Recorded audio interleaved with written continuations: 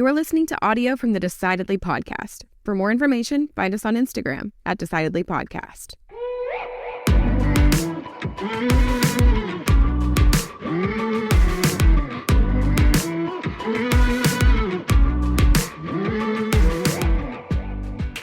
What do you think's the worst relationship you've been in? Geez, God, you want me to get personal, huh? I don't know. This one right now. Yeah. This? Okay. Yeah. I don't know. Probably, I don't know. I had a relationship. I'd say when I was like my first girlfriend, probably. Okay. There's nothing wrong with her. It just, it's always the person that always just goes south because you're so stupid. Well, yeah. Yeah, it never works out. I remember when I was in college, I was going out with this girl, and I didn't think I didn't have a girlfriend, but she disagreed. I found out like the old Mitch Hedberg joke. Yeah. I found out she was my girlfriend when she introduced me that way at a party. This is my boyfriend. I was like, oh, okay, and I realized that, and we ended up breaking up, but we had remained friends, and I went and saw her one time afterwards after we had stopped going out, and asked the question that you never should ask, which is, why did what was wrong, and what did I do wrong, or whatever it was. Yeah, why did we break up? Why did we break up? And most people are polite and they go, oh, it's not you, it was me, and it just didn't work out. Yeah. And there are people, you're very polite about it, And she did not do that. She gave you the reason? She told me all the reasons, and it took a while. I was going to say, you were there all night. No? It took a while. But it helped me understand, there are some things I need to be more aware of things. I need to, if I'm in a relationship, there are some things I'm doing that I think are just totally fine that aren't fine. And so it really helped me begin to evaluate, what is my part in a relationship? Yeah. Because you always have that part. Well, our guest today knows a lot about relationships. So she does. She's here to help us. Tiffany Denny is a compelling storyteller, best-selling author, and podcast host dedicated to empowering others to take initiative in their relationships. With over 15 years of coaching expertise as the co-creator of the Relationship Recovery Program, she reaches audiences worldwide through social media, live events, and the Relationship Recovery Podcast. Tiffany's impact extends beyond her program. She authored a #1 new release on Amazon, launched the Reclaim You app, which offers tools, resources, meditations, and support for those recovering from negative relationships. Her work has earned recognition in esteemed publications, including Vogue, Shape, Newsweek, and The Influential. We talked about emotional awareness in relationship, setting and adhering to appropriate boundaries, common traits of toxic relationships, and how improving your relationships can improve every single area of your life. So stick around. You'll laugh a little bit. You'll learn a little bit. I'm Sanger Smith. As always, I'm with my dad, Sean Smith, and this is Decidedly.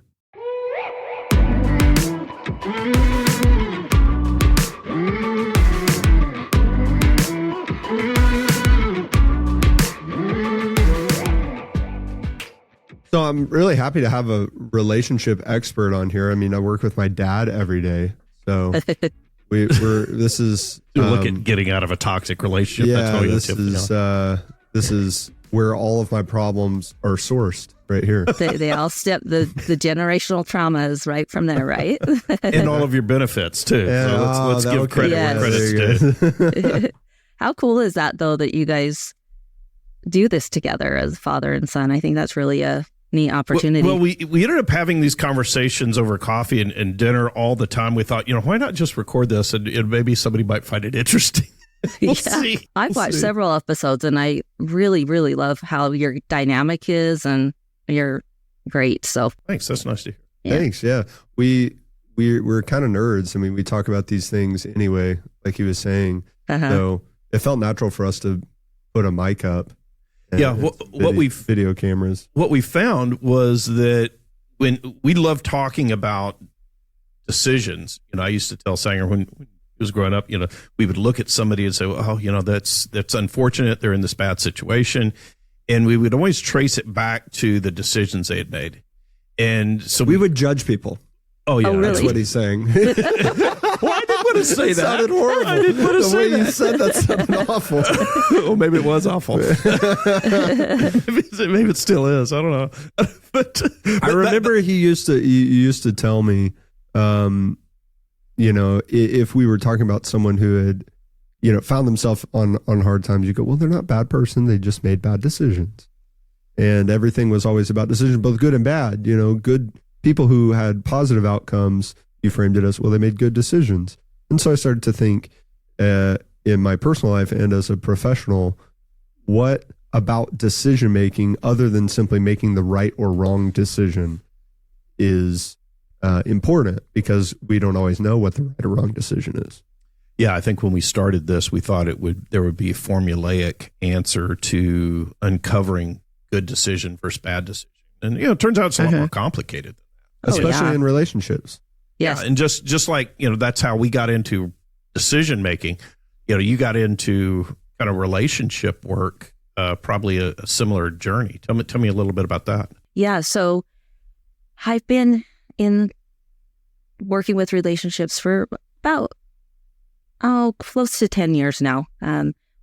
We started our company in 2016, but prior to that, we were just volunteering, and my business partner and I worked at the same company. So that's how we met. And I'll never forget, she walked in my office and she says,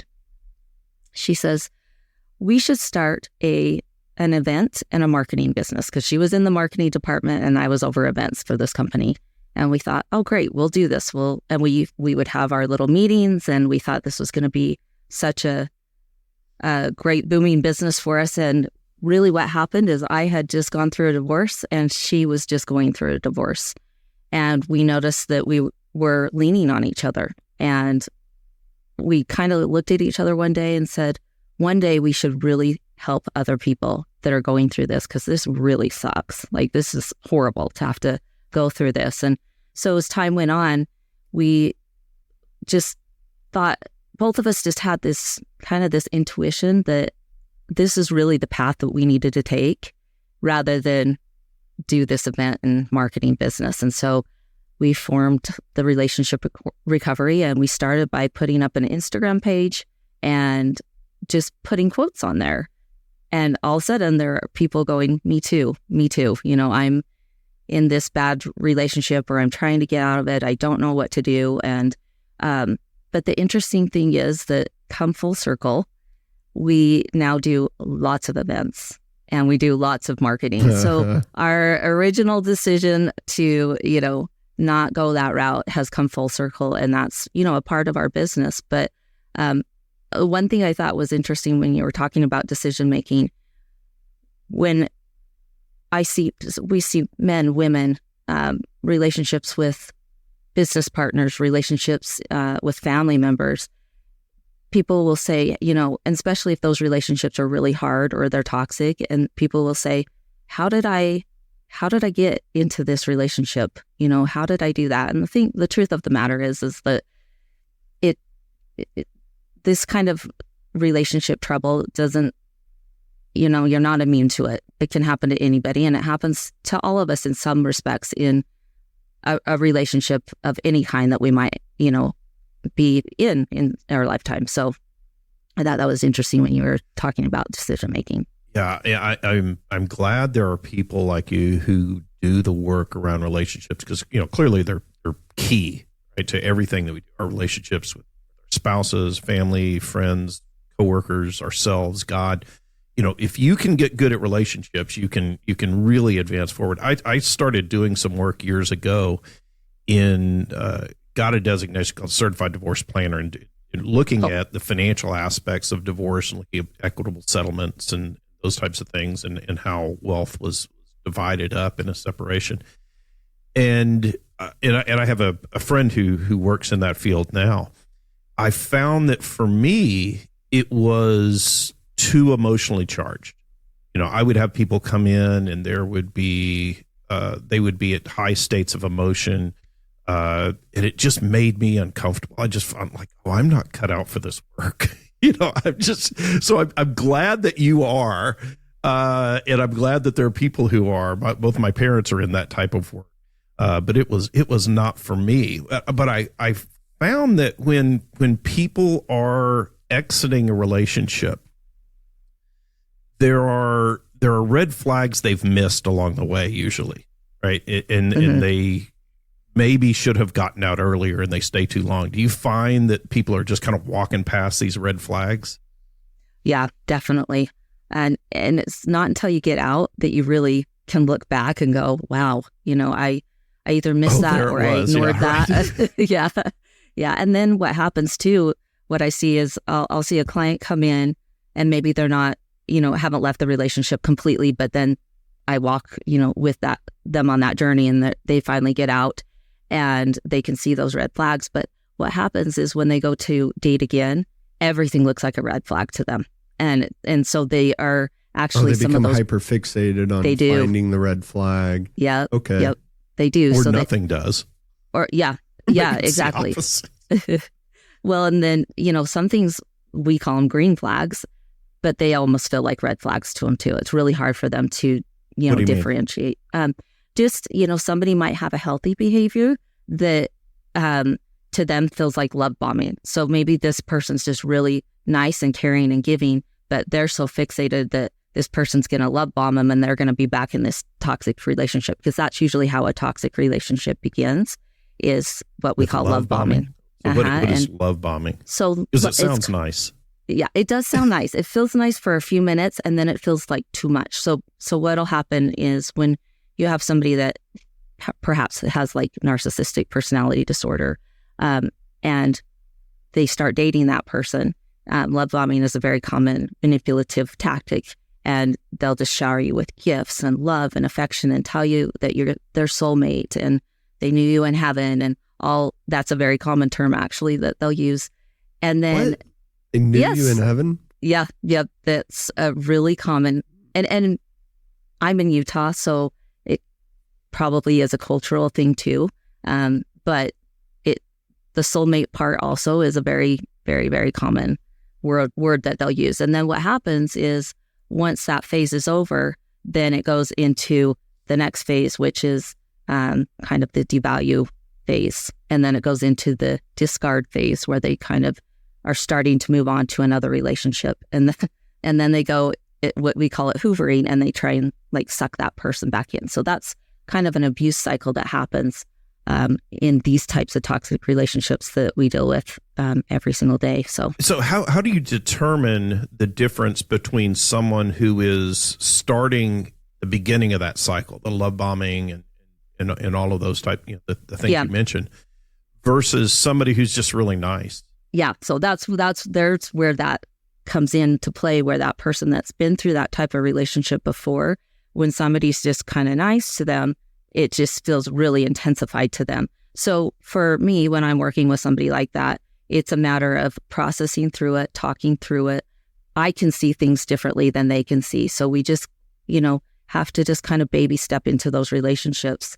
And eventually, as they do enough work on themselves and they start to heal that past trauma from that relationship, they start to be able to, regulate their nervous system and feel way more comfortable in that new relationship. And they can really pull apart whether they're seeing red flags or if it's just, normal relationship problems. And that's an incredibly important role that you were able to play, because you are not swayed by the emotions, right? The advisor in this dynamic isn't swayed by, but he's so good looking and he's so sweet. And it doesn't matter. You're looking at it objectively, which is similar to how we as wealth advisors can deal with our clients at high emotions too, is go, oh, hey, I know that, hot stock your brother-in-law told you about is going to completely change your life. You're going to retire on it, but let's hold back a little bit. The excitement isn't at play anymore when we're talking. Exactly. I think that's why it's so important for people to have, in the financial aspect, to have advisors like you and me in the relationship field, just because you can see it from that point of view. And so, I think that it's great that there's lots of people doing this type of work out there. Have you heard of this term, the beige flag, on the internet lately? No, I have not. Oh, okay. Maybe it's not a technical thing, and more of it's just a comedy bit that the kids these days are doing. But they'll be like, my husband's beige flag is he'll spend 4 hours in IKEA and intentionally loses me so he can get one of those, Cinnabon rolls or whatever. And it's like not really a bad thing. So it's just like a really neutral thing. thing? Just a thing. Yeah, it's just a thing he does. Oh, that's funny. Well, I think there are plenty of just normal things people do. These beige flags you talked about. That if I'm looking through a lens where I'm afraid that someone is toxic, I'm afraid someone's love bomb, I'm afraid someone's going to leave me, I've got insecurities, then I'm probably going to turn a lot of these beige flags, as you talked about, into red flags. And I'm going to react negatively, inappropriately to these innocuous things. Yep, absolutely. I mean, just on a personal note for me, when I got remarried, I had, I'd been to some therapy and I thought I had done a lot of work on myself, and I just didn't know how to be in a healthy relationship. And so I was used to a lot of chaos, and I would start to push buttons that didn't need to be pushed. But every time something would come up, I would overreact, and I would do exactly what you're saying. I would turn that beige flag, so to speak, into a red flag, and that would give me reason to kind of create the chaos in my relationship. So it took a while for me and a lot of work for me to be able to be okay and know and feel like I was worthy to be in a healthy relationship. What does the work look like? I get asked that a lot. So the work to me looks like finding the modality that works best for you to be able to heal that relationship. Because at the very end of the day, the most important relationship that we're ever going to have is the relationship that we have with ourselves. And so whether that's reading good books, whether that's listening to podcasts, whether that's going to therapy, whether it's coaching, there's lots of different modalities, but it's doing that intentional work that is helping you heal from what you've experienced. When you say modalities, what are the different types of modalities? In therapy, I see really good results when I have a client, because I have a lot of clients that do both coaching and therapy, and I feel like that's such a fortunate thing to be able to do. But with therapy, things that work really well when you've experienced trauma is EMDR therapy is a really good modality. I have clients that are doing ketamine treatments that seem to be working really well. With coaching, we do lots of different things within coaching. We really work with somebody to help them build their foundations of healing. They've lost a lot of, just those good foundations. Like, what does your day look like as far as energy? Are you, putting energy into yourself? Are you raising your levels?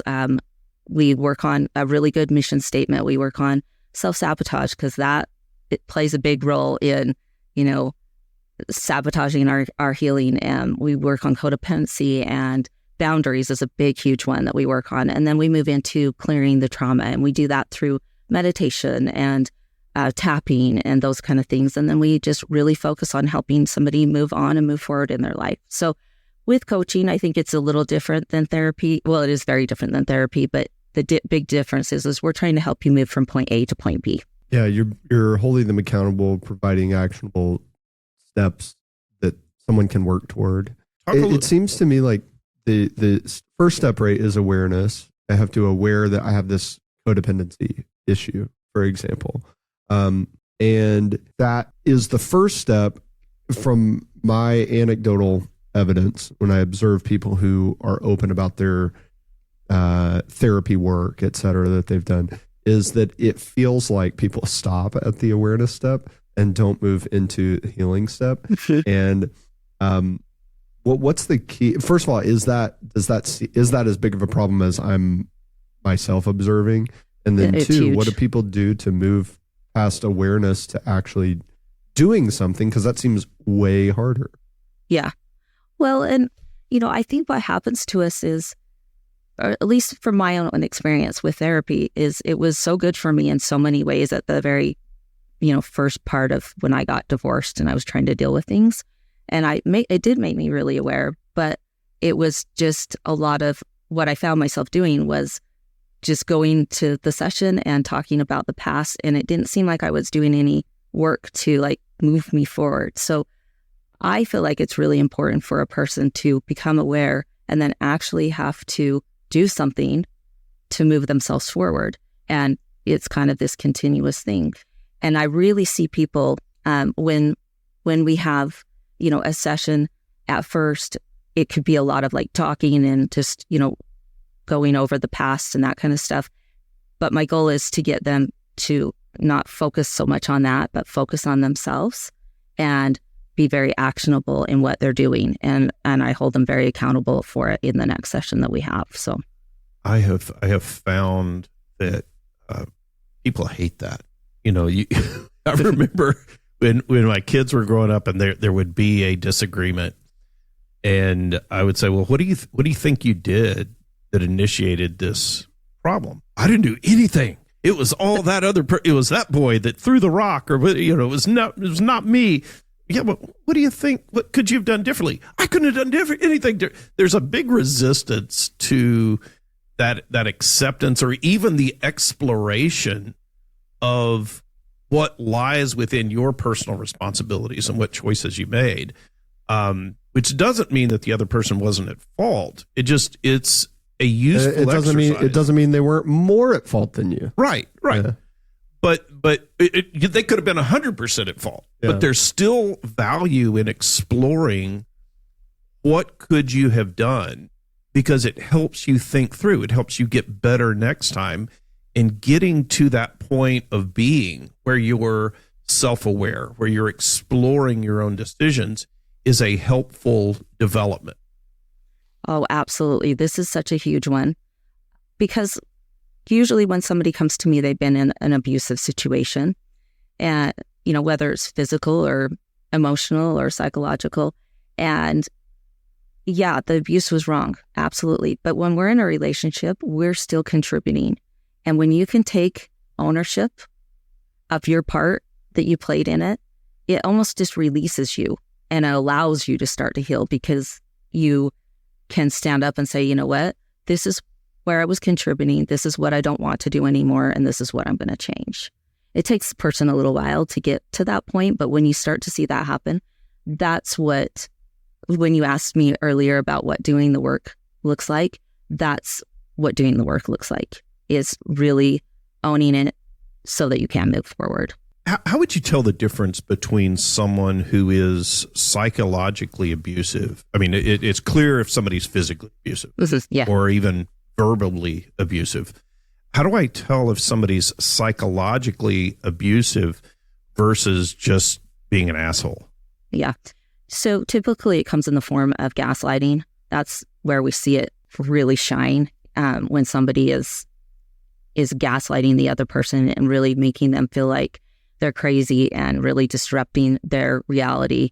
That manipulation and that tactic is powerful. And it, I know that gaslighting gets thrown around a lot. It was the word of the year last year, and it gets misused a lot. But when somebody is truly psychologically abusive to somebody else, that's what's happening, is they're controlling, they are taking that person and making them feel that their reality isn't real. And then what happens to that person is it ends up bonding that, it creates a trauma bond, and it causes that person to stay with them. So that's what the abuser is doing, is trying to get that other person so off-centered that they don't leave them. And so that's what psychological abuse looks like. Is it as well planned as that sounds like, or is it someone who's protecting their own innocence or denying reality? Yeah, Yeah, hey, I got caught cheating. I'm gonna try to make you seem crazy because it makes me get away with it, not because it's like an elaborate scheme. Yeah.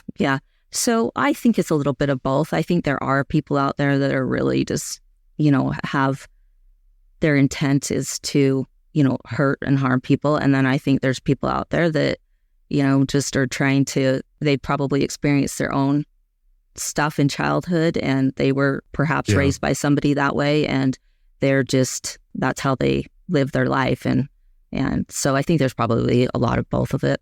So a lot of these elements of toxic relationships we're talking about, or we're obviously talking about the context of romantic relationships, but how many of these themes carry over to other relationships, whether it's friendships, relationships with coworkers, business partners, even children that you see?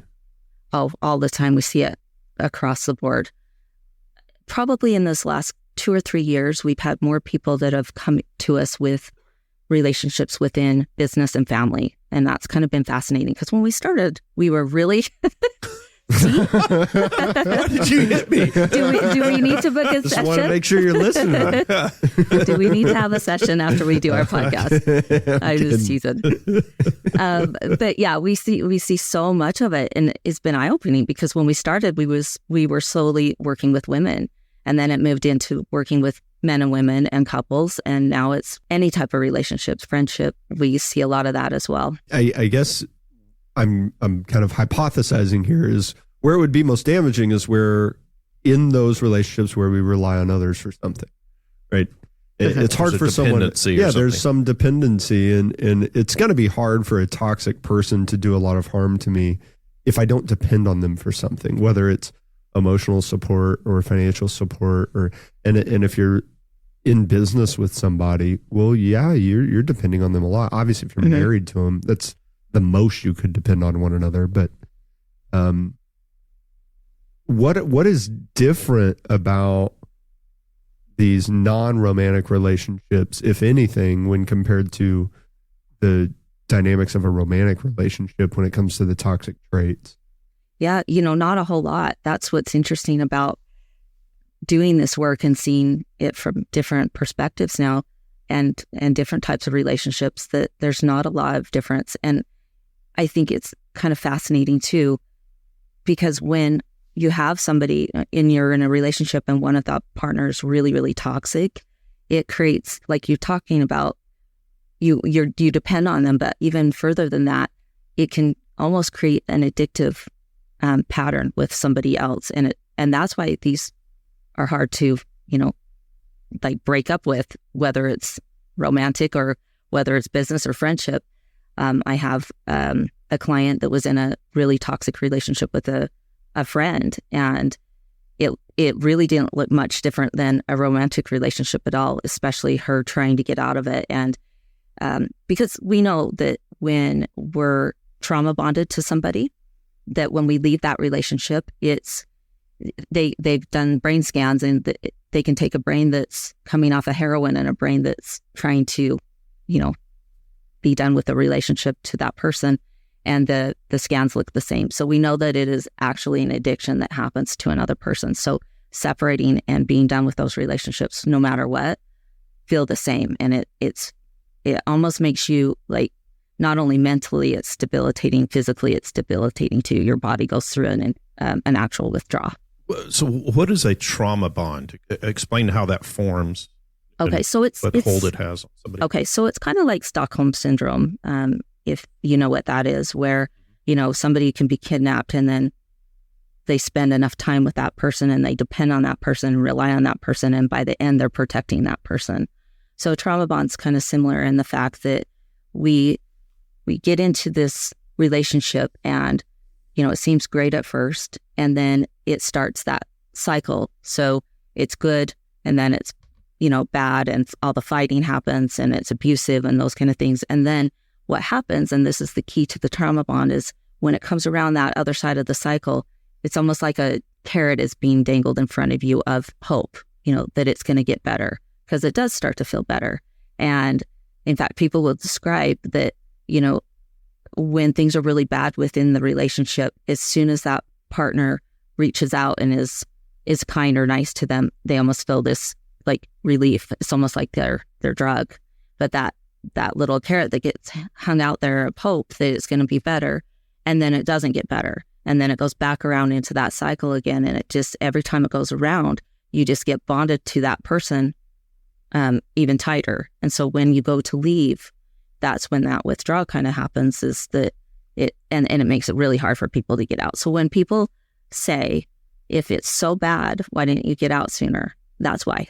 That's typically why, is that it's just, you're saying that if somebody's in a toxic relationship and there are these momentary flashes of hope, in other words, this person is acting in a toxic way, but they brought me flowers, they're nice, they're a nice person, they did this nice thing for me, that it's that hope that creates in essence sort of a dopamine hit that person is wanting to then experience this again. Is that how you're? So the hope that that person's going to change, they hope that their partner's going to change because they see the good, and so that's what they're basically just living on this idea of, see, he or she can be nice to me, they're good, I see the good side of them, and then they stay that way for a little while, and then it goes back into the abusive side of the cycle, and it just kind of does this over and over and over until somebody is ready to get out of that. And when they go to exit that relationship or think about, I need to be done with this, then it really becomes a problem because they're literally addicted to that person, and they have to go through that whole experience of getting away from them.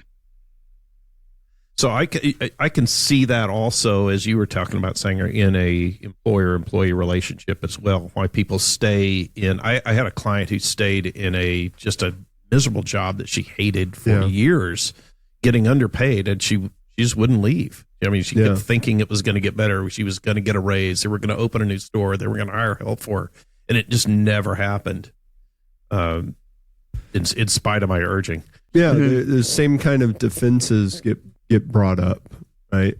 Well, but they're working on this, and it's easier to see from the outside a lot of the time. Hey, you're getting underpaid. Right. You told me last week about how they yelled at you because you made a simple mistake. Right, you're overworked. Making you work, giving you overtime without any extra pay. There's no retirement benefits. What the heck are you? What are you doing here? It sounds crazy, but it can happen to anyone when they get caught up in that cycle, because it doesn't ever start that way. Yeah, absolutely. And from personal experience, I worked at the same place I met my business partner at. It was really great when I started there, and then it just had some toxic things, toxic people, toxic behaviors of people there, and all of a sudden I started to feel like, wow, this almost feels like what my past relationship felt like. It felt very, very chaotic, but for some reason it also felt good to be there. It felt familiar, right? It just felt like, and so I stayed there a lot longer than I should have stayed there, just because there was promises made, and I thought I was going to move up, and it didn't happen. So it can be exactly the same. So how do you deal with, other than leaving a relationship that you're deeming as toxic? And I think toxic is one of those words that gets tossed out a lot, and there are people who are, I guess, toxic. The way I would think it or interpret it is they're intentionally doing some things to manipulate me that are negative versus just being a jerk, right? Where it's unintentional, perhaps.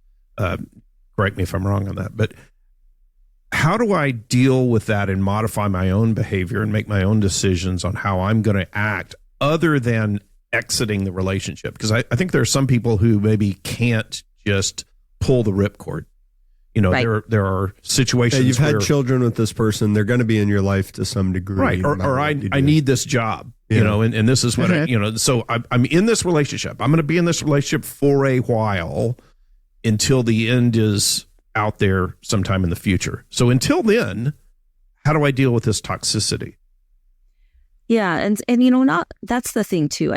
We get a lot of people that come in and that say, I don't know. I don't know if my relationship's really bad, or if it's me, or what I'm looking at. And so we'll never tell somebody to leave a relationship unless they're being physically abused, because, sometimes it's just a matter of looking at it and going, okay, do I need to strengthen my boundaries? Do my goals and my values align with, this person or this workforce? So really taking a look at where you're at and what you need to do to be able to be inside that and create a space that is more healthy for you. And so it really falls back on you doing those things to make sure that you can be within that relationship and still be somewhat healthy. And also, where am I contributing? Am I part of this problem?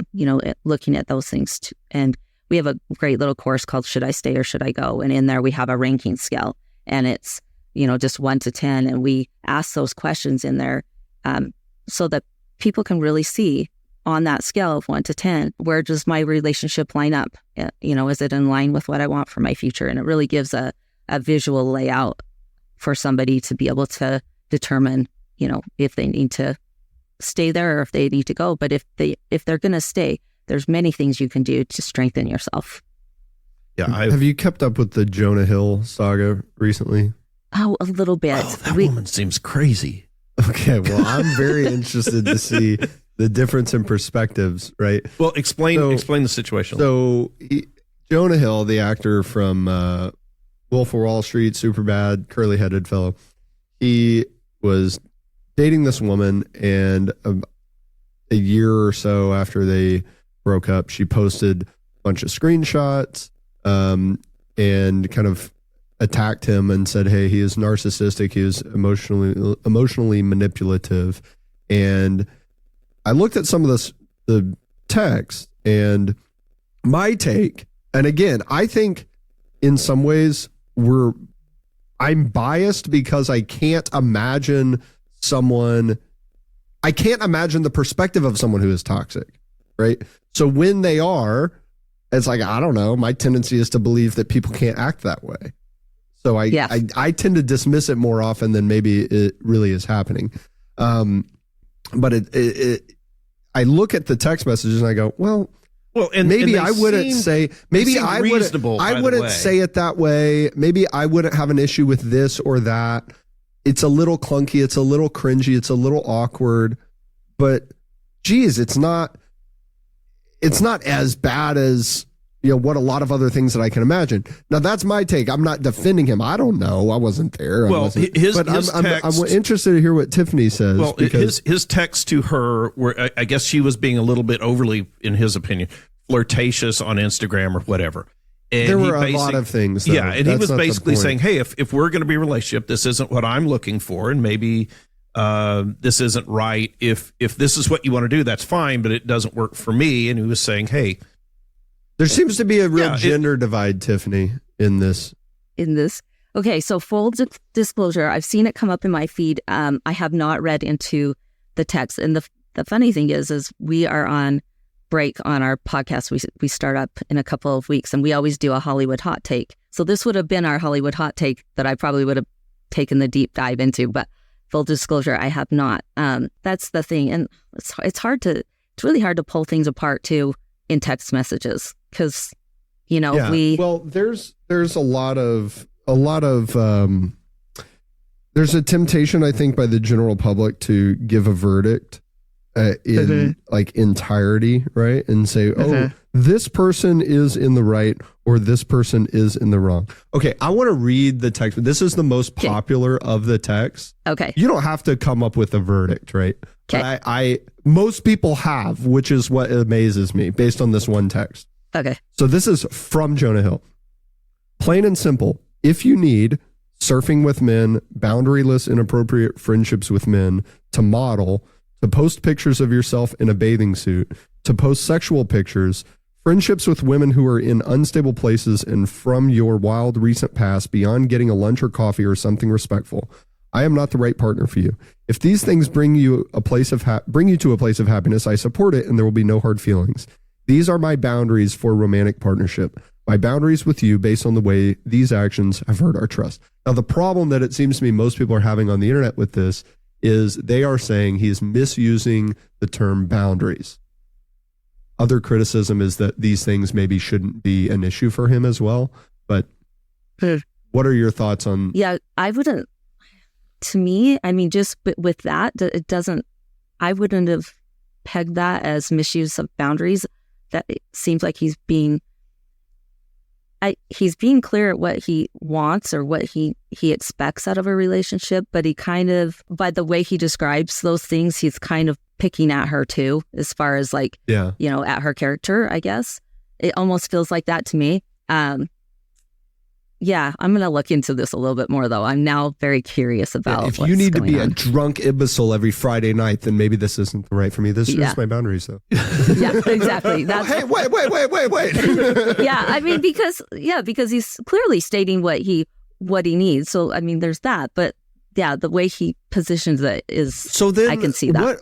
What are boundaries? Because that's what I've heard a lot, particularly a lot of women tell me is, oh, well, he was misusing the word boundaries and that was manipulative. Okay. When you go, What are boundaries? When you go from having porous boundaries to firm boundaries, the people who were used to going through that boundary don't like it. Absolutely. They hate it. Yeah, they do not like that. That's how you know that a boundary needed to be there, is when somebody gives you that pushback and they don't like it. But boundaries are just, it's simple for me. I mean, you have a physical boundaries, you have emotional boundaries, but basically I just think of it as a no trespassing line. And it's where, you stay on your side of the street, I'll stay on my side of the street. And this is what matters to me. So, physical boundaries would be, how people, like in your physical space, how sometimes people will stand too close to you and it just feels awkward and uncomfortable.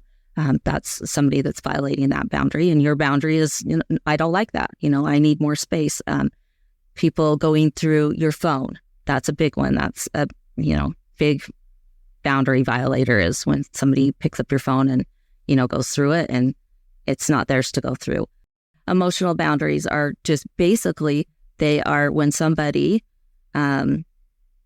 crosses over into your emotions and, doesn't respect how you feel, doesn't respect what you say. So boundaries are just, they're important to keep so that we, we are protected and we keep our space and we feel safe and secure. And when somebody crosses over them and violates them, then, we're not really living true and authentic. How do you determine if, I think first it's good to have clear boundaries. Yeah, I think that's good. The people that I know who have clear boundaries are some of the emotionally most healthy people I know. How do you know if you're setting those boundaries or calibrating those boundaries appropriately versus, maybe I'm being too hard on this person, or I'm, what's the difference between, the difference between boundaries and controlling? Because what most people that I've talked to have said, who have a problem with what he said in that text message, they say, well, this isn't a boundary, this is controlling behavior because it's about what she's doing. Boundaries are for yourself.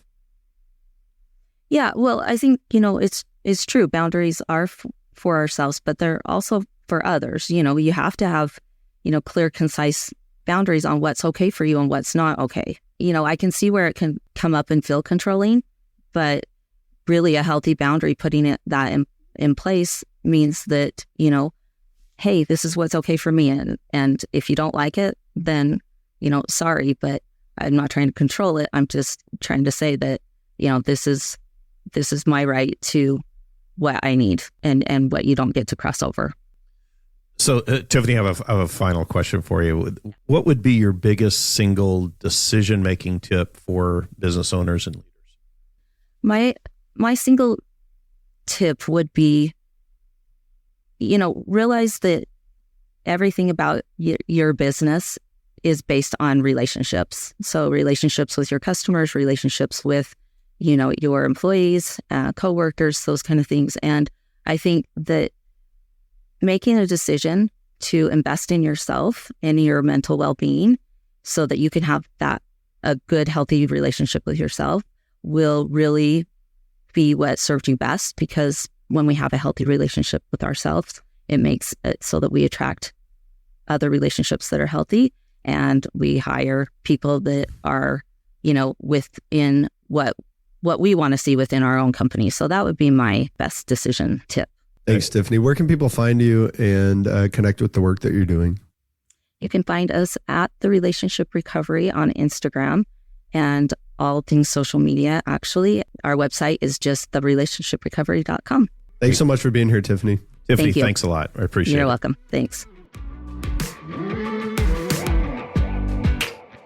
So my takeaway from our discussion with Tiffany is that maybe we should have an extra episode once a week where we just do the Hollywood Minute and you just analyze, what's going on with Jonah Hill or something. But when we look at decisions around relationships, I think the key that I took away is that everything we deal with in relationships, whether it's toxicity, whether it's gaslighting, whatever it is, that it is ultimately our issue to solve, that it starts with our relationship with ourselves and how we are reacting to what is going on. And it's not the other person's problem to solve. It's not our issue to solve that other person, but what are we doing and what can we change? Because that ultimately at the end of the day is the only thing that we can control. And so that's what we ought to focus on. Yeah, we have a choice to be victims, or we have a choice to be in control of our own destiny, and being in control is much better way to live. My takeaway is on boundaries is that we should have them. Having boundaries, even before a relationship is toxic, even in a relationship that's never been toxic, boundaries should exist, and that can help keep things within the appropriate guardrails. You just made a great decision to listen to this episode of Decidedly. Make another great decision and leave us a 5-star review wherever you listen to podcasts. We appreciate your support. It helps others find our community and defeat bad decision-making in their own lives. For more daily decision-making insights, check us out at decidedlypodcast.com and on Facebook and Instagram at Decidedly Podcast. Thanks again for listening. I'm Sanger Smith, and this is Decidedly. Insights, advice, and comments provided by Sean Smith, Sanger Smith, and speakers identified as part of the Decidedly podcast should not be considered recommendations. Speakers not identified as members of Decidedly are expressing their opinion, and their statements should not be construed as reflecting the views of the Decidedly team. This podcast is produced solely for informational purposes, not personalized advice.